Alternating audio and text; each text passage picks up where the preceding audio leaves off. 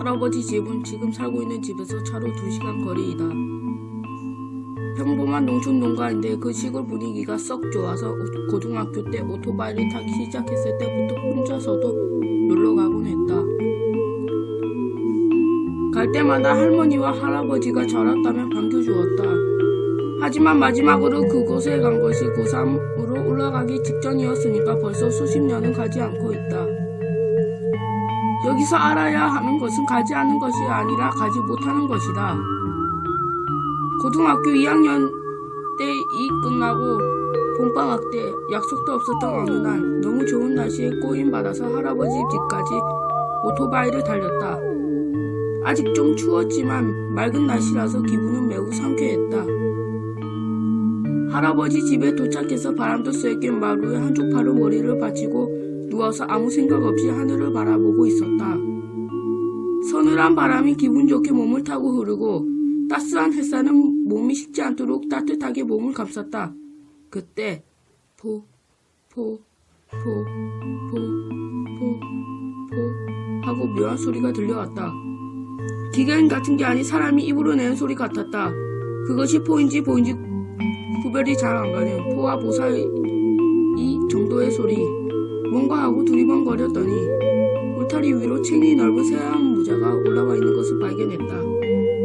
울타리 위에 모자가 올려져 있는 것은 아니었다. 모자는 그래도 옆으로 움직였고 울타리가 끝나는 곳까지 오자 한 여자가 나타났다. 여자의 몸이 울타리에 가려서 보이지 않았던 것뿐이고 모자는 그 여자가 쓰고 있었던 것이다.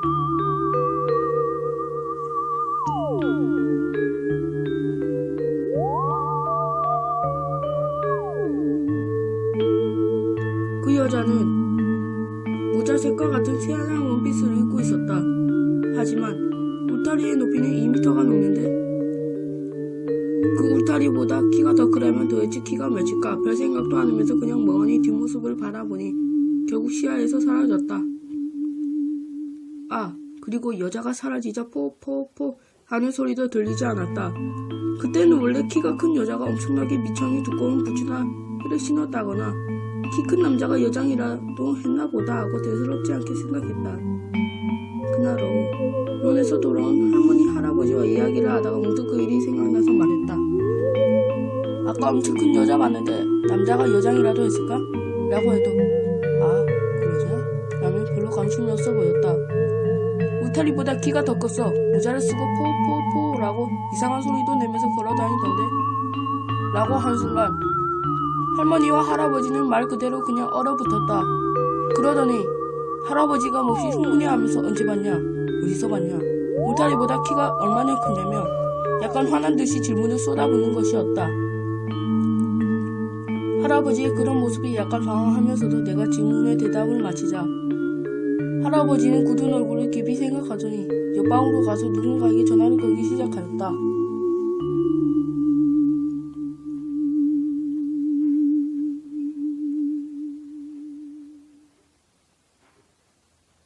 전화로 무슨 이야기를 하는지 들리진 않았지만 내 앞에 앉아있는 할머니를 떨고 있는 것이 분명했다.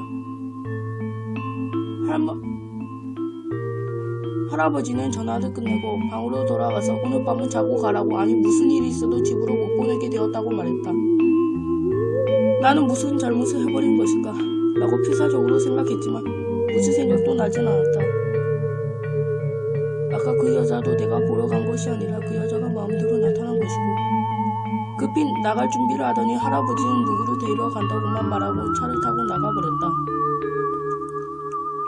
할머니에게 조심스럽게 무슨 일이냐며 묻자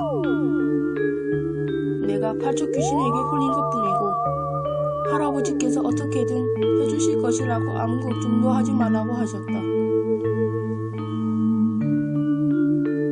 할머니는 할아버지가 돌아올 때까지 그 귀신에 대해 조금씩 이야기를 해주기 시작했다. 이 부근에는 팔척 귀신이 있다고 한다.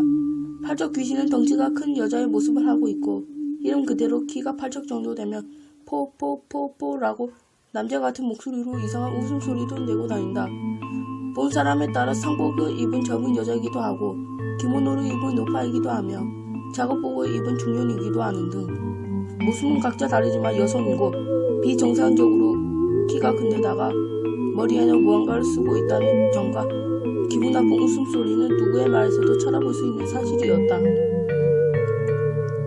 옛날에 여행자에게 딸려왔다는 소문도 있지만 정확하진 않다.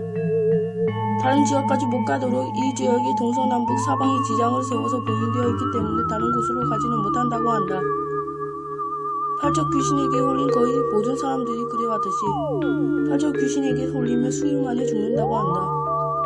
그리고 나중에 들은 이야기이지만 왜 하필 이 마을에다 봉인시켰냐 하면 아주 옛날에 주변의 마을들과 어떤 거래 비슷한 게 오갔던 것이라고 한다. 예를 들면 저수지를 우선적으로 쓴다던가.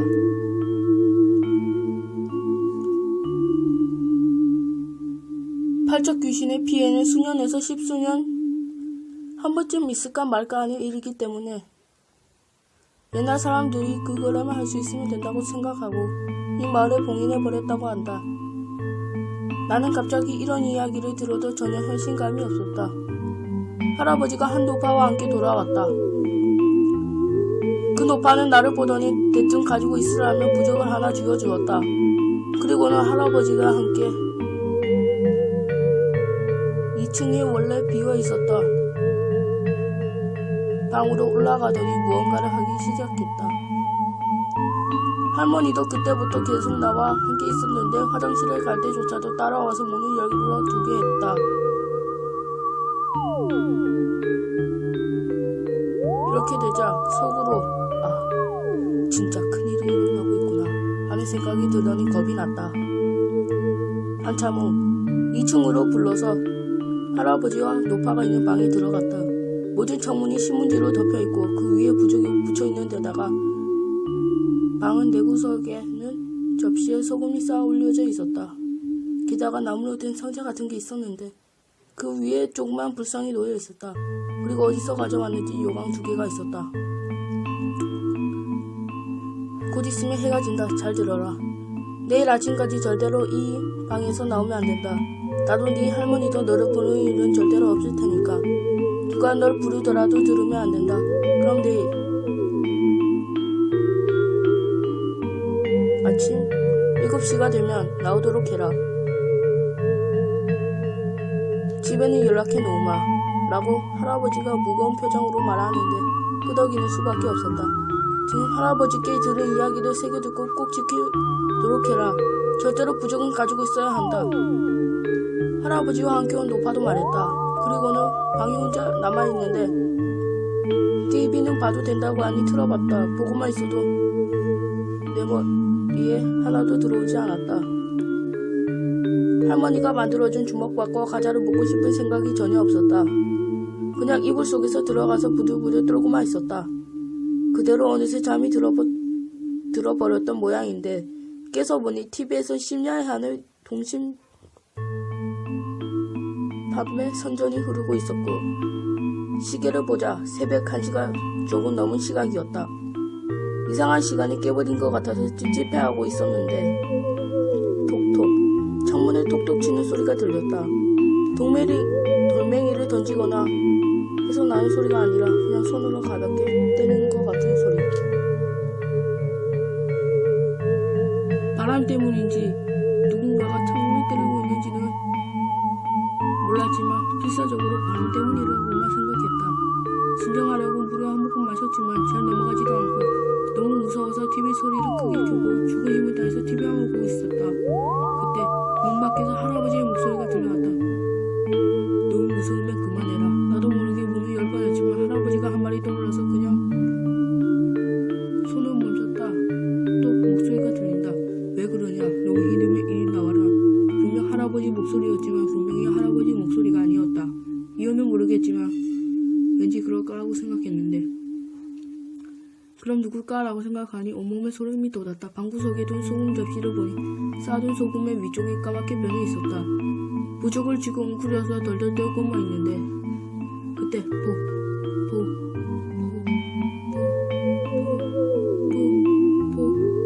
낮에 들은 그 목소리가 들리더니 갑자기 창문이 미친듯이 흔들렸다. 다른 생각할 수도 없고 낮에 본 그것이 웅덩하고는 창문 밑에 서서 손을 뻗어서 창문을 흔들리고 있는 광경이 머릿속에 떠올라서 미칠 것만 같았다. 나는 낭상제 위에 올려진 불상 앞에 엎드려서 있는 정말 길고도 긴 밤이었지만 아침은 와 있었다. 눈이 뜨자 겨누았던 TV에서는 아침 뉴스를 하고 있었다. 화면 구석에 표시되는 시간은 7시 13분. 창문을 두드리는 소리도 그 목소리도 들리지 않았다. 나는 어느샌가 기절해 있었던 것 같다. 방 구석에 놓아둔 소금은 전체가 새까맣게 변해 있었다. 혹시 몰라서 내 시계를 봐도 같은 시간이었기 때문에 조심스럽게 방문을 열자 그곳에는 할머니와 노파가 기다리고 있었다. 다행이다. 다행이다며 울고 있었다. 1층으로 내려가자 아버지도 와 있었다. 바깥에서 할아버지의 어서 나오라는 목소리가 들려서 나가보니 어디서 가져왔는지 승합차 한 대가 서 있고 마당에는 마흔 남자로 보이는 사람들 몇 명이 더 있었다. 승합차는 고인승이었고 운전석의 할아버지, 조수석의 아버지, 조수석과 운전자석 사이의 의자에 할아버지가 들어온 노파가 앉고 나는 중앙에 앉게 되어서 8명이 내 주위를 둘러싸는 형태가 되었다. 고개를 숙이고 절대로 눈을 뜨지 마라. 우리에겐 안 보여도 너한테 보이니까. 괜찮다고 할 때까지 눈을 감고 있도록 해라. 내 오른쪽에 앉은 10살 정도 돼보인 사람이 말했다. 차가 달리기 시작했다. 얼마 동안 달리자 조수석에 앉아있던 노파가 여기서부터가 고비라며 연부를 외기 시작하는데 갑자기 창밖에서 또 그 소리가 들려왔다. 노파에게 받은 부적을 꽉 쥐고 눈을 감고 고개를 숙이고 있었지만 딱 한순간 신을 두고 옆을 봐버렸다.